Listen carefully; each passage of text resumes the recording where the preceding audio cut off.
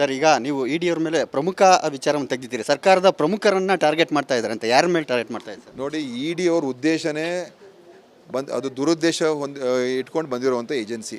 ಅದ್ರ ಬಗ್ಗೆ ನಾವೇನು ಹೇಳಬೇಕಾಗಿಲ್ಲ. ಇಡೀ ದೇಶಕ್ಕೆ ಗೊತ್ತು ಇಡಿ ಏನು ಅಂತ, ಆಯಿತಾ. ಅದು ಇವತ್ತು ತನ್ನ ಸ್ವಾಯತ್ತತೆಯನ್ನು ಕಳ್ಕೊಂಡಿದೆ. ಅದು BJPಯ ಒಂದು ಸಂಸ್ಥೆ, ಆಯಿತಾ. ಇವತ್ತು ಬಂದಿರೋದು ಏನಕ್ಕೆ? ಅವರು ಎಷ್ಟು ವರ್ಷ ಯಾಕೆ ಬಂದಿಲ್ಲ? ಇವತ್ತು ಯಾಕೆ ಸಡನ್ನಾಗಿ ದಿಢೀರಾಗಿ ಬಂದರು? SIT ನೋಡ್ತಾ ಇದೆ ಮತ್ತು CBI ನೋಡ್ತಾ ಇದೆ. ಇವ್ರು ಯಾಕೆ ಬರಬೇಕಾಗಿತ್ತು?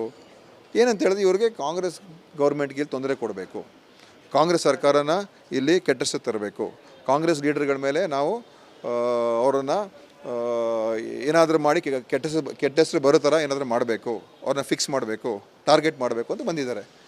ಇದು ಸ್ಪಷ್ಟವಾಗಿರುವಂಥ ವಿಚಾರ. ಇವತ್ತು ತನಿಖೆ ಮಾಡೋ ಸಂದರ್ಭದಲ್ಲಿ ಅನಾವಶ್ಯಕ ಮಾಹಿತಿಯನ್ನು ಬಿಡುಗಡೆ ಮಾಡೋದು, ಹೇಳಿಕೆಗಳು ಕೊಡೋದು. ಅವ್ರು ಯಾಕೆ ಹೇಳಿಕೆ ಕೊಡೋರು? ಅವ್ರು ಯಾರು?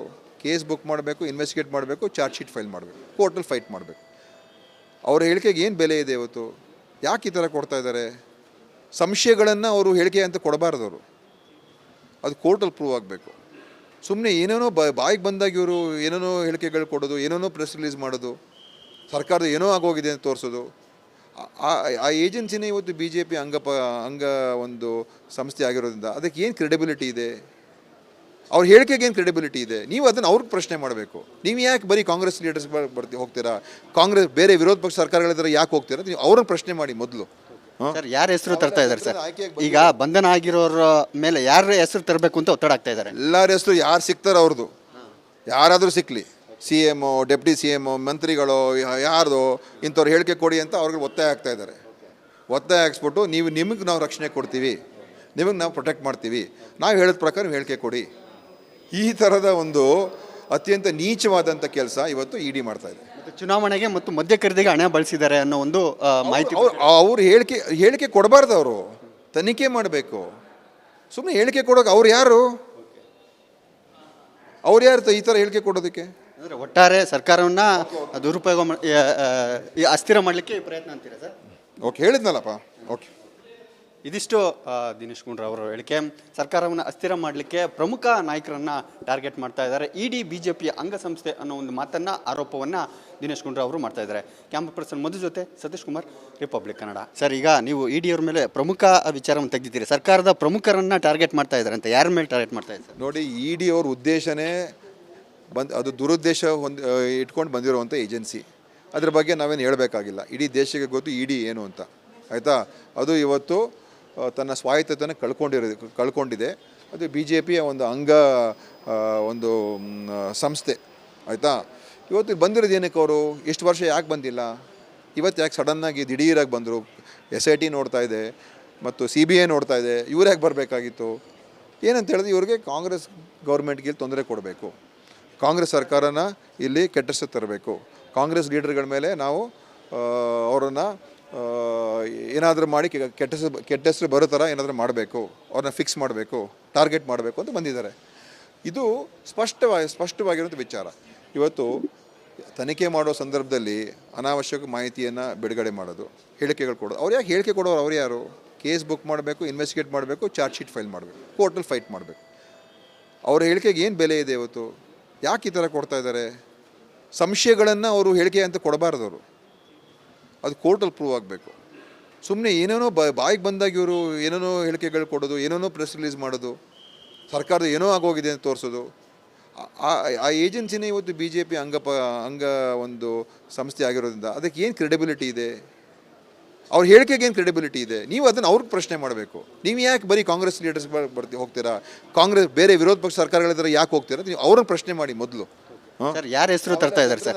ಈಗ ಬಂಧನ ಆಗಿರೋರ ಮೇಲೆ ಯಾರ ಹೆಸರು ತರಬೇಕು ಅಂತ ಒತ್ತಡ ಆಗ್ತಾ ಇದ್ದಾರೆ. ಎಲ್ಲರ ಹೆಸರು ಯಾರು ಸಿಗ್ತಾರೋ ಅವ್ರದ್ದು, ಯಾರಾದರೂ ಸಿಕ್ಕಲಿ, CM, ಡೆಪ್ಟಿ CM, ಮಂತ್ರಿಗಳು, ಯಾರ್ದು ಇಂಥವ್ರು ಹೇಳಿಕೆ ಕೊಡಿ ಅಂತ ಅವ್ರಿಗೆ ಒತ್ತಾಯ ಆಗ್ತಾ ಇದ್ದಾರೆ. ಒತ್ತಾಯ ಹಾಕ್ಸ್ಬಿಟ್ಟು ನಿಮಗೆ ನಾವು ರಕ್ಷಣೆ ಕೊಡ್ತೀವಿ, ನಿಮಗೆ ನಾವು ಪ್ರೊಟೆಕ್ಟ್ ಮಾಡ್ತೀವಿ, ನಾವು ಹೇಳಿದ ಪ್ರಕಾರ ನೀವು ಹೇಳಿಕೆ ಕೊಡಿ. ಈ ಥರದ ಒಂದು ಅತ್ಯಂತ ನೀಚವಾದಂಥ ಕೆಲಸ ಇವತ್ತು ಇಡಿ ಮಾಡ್ತಾ ಇದೆ. ಚುನಾವಣೆಗೆ ಮತ್ತು ಮದ್ಯ ಖರೀದಿಗೆ ಹಣ ಬಳಸಿದ್ದಾರೆ ಅನ್ನೋ ಒಂದು ಮಾಹಿತಿ. ಅವ್ರು ಹೇಳಿಕೆ ಕೊಡಬಾರ್ದು. ಅವರು ತನಿಖೆ ಮಾಡಬೇಕು. ಸುಮ್ಮನೆ ಹೇಳಿಕೆ ಕೊಡೋಕೆ ಅವ್ರು ಯಾರು ಈ ಥರ ಹೇಳಿಕೆ ಕೊಡೋದಕ್ಕೆ? ಅಂದರೆ ಒಟ್ಟಾರೆ ಸರ್ಕಾರವನ್ನ ದುರುಪಯೋಗ ಈ ಅಸ್ಥಿರ ಮಾಡಲಿಕ್ಕೆ ಪ್ರಯತ್ನ ಅಂತೀರಾ ಸರ್?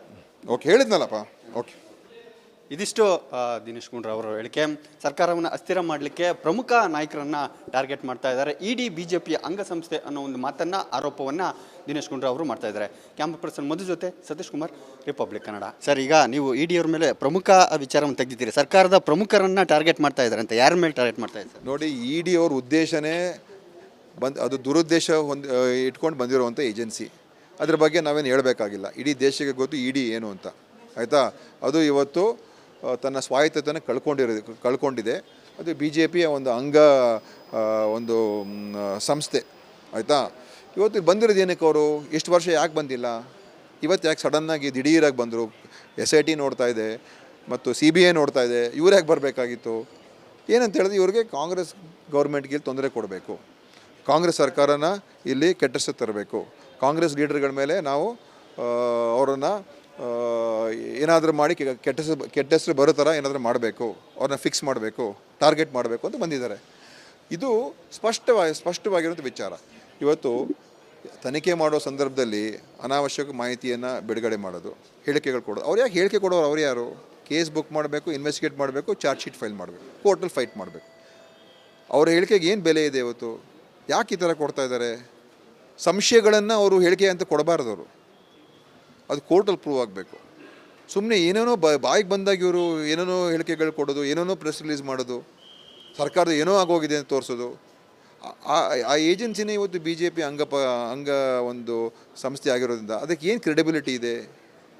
ಅವ್ರ ಹೇಳಿಕೆಗೆ ಏನು ಕ್ರೆಡಿಬಿಲಿಟಿ ಇದೆ? ನೀವು ಅದನ್ನು ಅವ್ರಿಗೆ ಪ್ರಶ್ನೆ ಮಾಡಬೇಕು. ನೀವು ಯಾಕೆ ಬರೀ ಕಾಂಗ್ರೆಸ್ ಲೀಡರ್ಸ್ ಹೋಗ್ತೀರಾ?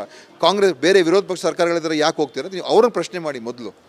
ಸರ್, ಯಾರ ಹೆಸರು ತರ್ತಾ ಇದ್ದಾರೆ ಸರ್?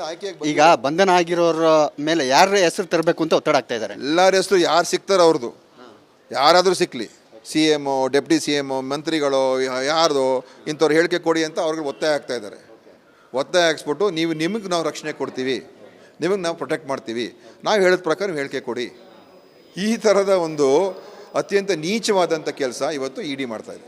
ಚುನಾವಣೆಗೆ ಮತ್ತು ಮದ್ಯ ಖರೀದಿಗೆ ಹಣ ಬಳಸಿದ್ದಾರೆ ಅನ್ನೋ ಒಂದು ಮಾಹಿತಿ. ಅವ್ರು ಹೇಳಿಕೆ ಕೊಡಬಾರ್ದು. ಅವರು ತನಿಖೆ ಮಾಡಬೇಕು. ಸುಮ್ಮನೆ ಹೇಳಿಕೆ ಕೊಡೋಕೆ ಅವ್ರು ಯಾರು ಈ ಥರ ಹೇಳಿಕೆ ಕೊಡೋದಕ್ಕೆ? ಅಂದರೆ ಒಟ್ಟಾರೆ ಸರ್ಕಾರವನ್ನ ದುರುಪಯೋಗ ಈ ಅಸ್ಥಿರ ಮಾಡಲಿಕ್ಕೆ ಪ್ರಯತ್ನ ಅಂತೀರಾ ಸರ್? ಓಕೆ, ಹೇಳಿದ್ನಲ್ಲಪ್ಪ.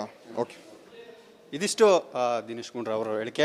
ಸರ್ಕಾರವನ್ನು ಅಸ್ಥಿರ ಮಾಡಲಿಕ್ಕೆ ಪ್ರಮುಖ ನಾಯಕರನ್ನ ಟಾರ್ಗೆಟ್ ಮಾಡ್ತಾ ಇದ್ದಾರೆ. ಇಡಿ ಬಿಜೆಪಿಯ ಅಂಗಸಂಸ್ಥೆ ಅನ್ನೋ ಒಂದು ಮಾತನ್ನ, ಆರೋಪವನ್ನ ದಿನೇಶ್ ಗುಂಡೂರಾವ್ ಅವರು ಮಾಡ್ತಾ ಇದ್ದಾರೆ. ಕ್ಯಾಮ್ರಾ ಪರ್ಸನ್ ಮಧು ಜೊತೆ ಸತೀಶ್ ಕುಮಾರ್, ರಿಪಬ್ಲಿಕ್ ಕನ್ನಡ. ಸರ್, ಈಗ ನೀವು ಇಡಿ ಅವ್ರ ಮೇಲೆ ಪ್ರಮುಖ ವಿಚಾರವನ್ನು ತೆಗೆದಿದ್ದೀರಿ. ಸರ್ಕಾರದ ಪ್ರಮುಖರನ್ನ ಟಾರ್ಗೆಟ್ ಮಾಡ್ತಾ ಇದ್ದಾರೆ ಅಂತ, ಯಾರ ಮೇಲೆ ಟಾರ್ಗೆಟ್ ಮಾಡ್ತಾ ಇದ್ದಾರೆ? ನೋಡಿ, ಇಡಿ ಅವ್ರ ಉದ್ದೇಶನೇ ಅದು ದುರುದ್ದೇಶ ಇಟ್ಕೊಂಡು ಬಂದಿರುವಂಥ ಏಜೆನ್ಸಿ. ಅದ್ರ ಬಗ್ಗೆ ನಾವೇನು ಹೇಳಬೇಕಾಗಿಲ್ಲ. ಇಡೀ ದೇಶಕ್ಕೆ ಗೊತ್ತು ಇಡಿ ಏನು ಅಂತ, ಆಯಿತಾ. ಅದು ಇವತ್ತು ತನ್ನ ಸ್ವಾಯತ್ತತೆಯನ್ನು ಕಳ್ಕೊಂಡಿದೆ. ಅದು BJPಯ ಒಂದು ಸಂಸ್ಥೆ, ಆಯಿತಾ. ಇವತ್ತು ಬಂದಿರೋದು ಏನಕ್ಕೆ ಅವರು? ಎಷ್ಟು ವರ್ಷ ಯಾಕೆ ಬಂದಿಲ್ಲ? ಇವತ್ತು ಯಾಕೆ ಸಡನ್ನಾಗಿ ದಿಢೀರಾಗಿ ಬಂದರು? SIT ನೋಡ್ತಾ ಇದೆ ಮತ್ತು CBI ನೋಡ್ತಾ ಇದೆ. ಇವ್ರು ಯಾಕೆ ಬರಬೇಕಾಗಿತ್ತು?